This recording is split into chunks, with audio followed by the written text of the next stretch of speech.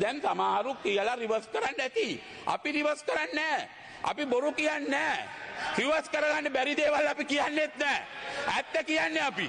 ඒ නිසා මේ ආණ්ඩුව ගත්ත වෙලාවෙ ඉඳන් පේල් වෙලා දැන් මොකද්ද කියන්නේ?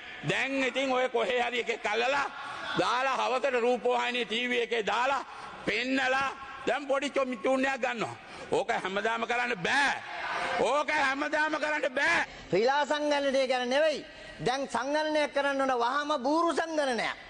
බූරුවන්ගේ සංගණනයක්. මොකද්ද මේ ඒකෙන් දැන් අපි නමක් ගමක් කිව්වේ නෑ. අපි නමක් ගමක් කිව්වේ නෑ. නමක් ගමක් කිව්වේ නැතුනම තොප්පිය දාන් කෑ ගන්නවා. වටගල ඇමතුමා චාම්‍ර සම්පත් ඇතුළට දායි කියලා. දැන් මේ කතා කරපු ගමන් ආයේ බයිබල් එකේ තව ෆයිල් එකක් හදනවා මට. බලන්න මම රටේ මිනිතුන්ට කියන්නම් ලබන මාසේ ආයේ මන් දානවා. ආයේ දානවාමයි. මෙතන කවුද කතා කරන්නේ? කතා කරන මිනිහා අනිවාර්යෙන් දානවා. කතා කරන මිනිහා අනිවාර්යෙන්ම දානවා.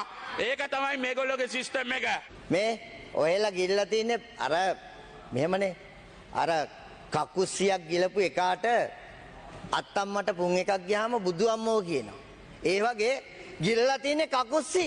මේ පොඩ්ඩක් ඉන්න වටකල නේ සමහර යාළුවෝ කියනවා සමහර යාළුවෝ මගෙන් අහනවා ඒයි උඹ කතාව නවත්තපන් මම වැඩි කතා කරන්න එපා බං ආයෙ උඹට හිරේ යන්න වෙයි. මං කියනවා මචං පාර්ලිමේන්තුවට ගිහිලා මේවා දකින්නකොට බොහොමද බං කතා නොකර ඉන්නේ.